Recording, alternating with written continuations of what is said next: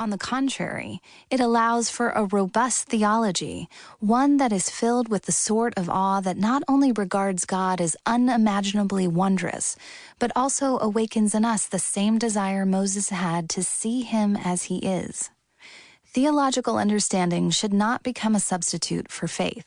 Studied rightly, theology should lead us to awe and wonder.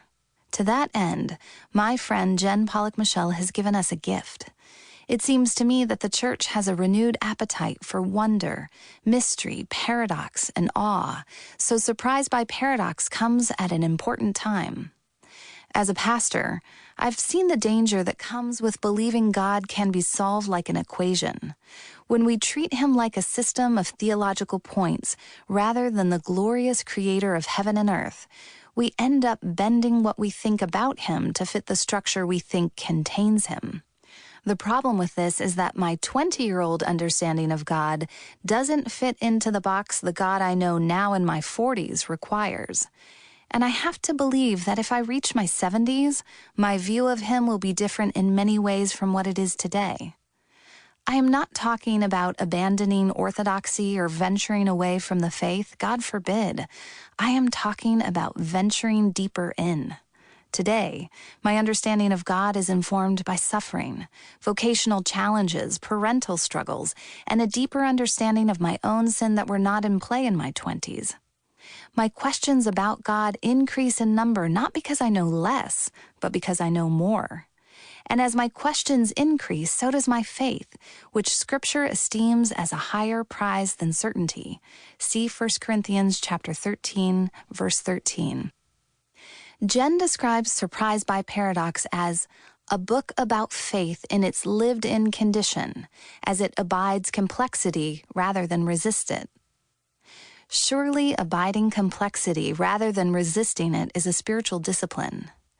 This book is a biblically grounded, theologically sound guide for honing that skill. I am so glad she wrote it and that you are reading it. Our culture races to the logical fallacy that says, if something doesn't make sense to me, it does not make sense at all. What a tragically small view of the world folded into an even more tragically large view of ourselves. We were made to wonder, to form questions in our hearts that no other human being can answer, questions that belong to a world that transcends what we can comprehend. These questions do not drive us away from God. They draw us near.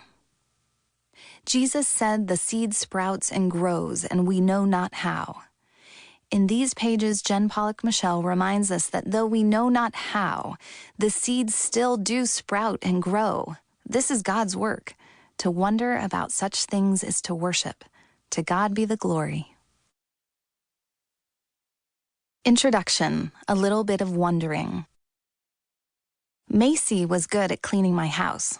She was also good at proselytizing. She would search articles from the Jehovah's Witness website, then leave her phone on my desk as I worked on drafts of this book. Read this, she would insist, wagging her finger before leaving to strip beds.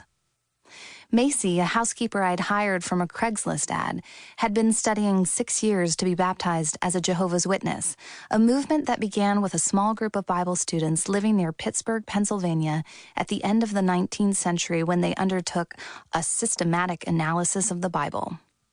Comparing the doctrines taught by evangelical churches with the teachings of Scripture, they purportedly found great incongruity. They began publishing their learning in books, newspapers, and the journal that is now called The Watchtower, announcing Jehovah's Kingdom. It was these systematic teachings of the Jehovah's Witnesses that Macy liked to share with me in long stretches of the afternoon. "I love Jehovah," she would exclaim as my thoughts drifted impatiently to the work that both of us were neglecting. I couldn't help believing her. But one afternoon burned with unusual intensity, even if Macy was hard of hearing and our communication halting. We scribbled furiously on Post-it notes. We opened heavy tomes from my bookshelves. We parsed out meanings of Hebrew and Greek words. Yet on this afternoon and every other, theology was a suburban cul-de-sac to circle endlessly. We never managed to get anywhere. In these afternoon conversations, Macy dogged me with difficult questions, and to be honest, despite having the resume I do, I was short on answers.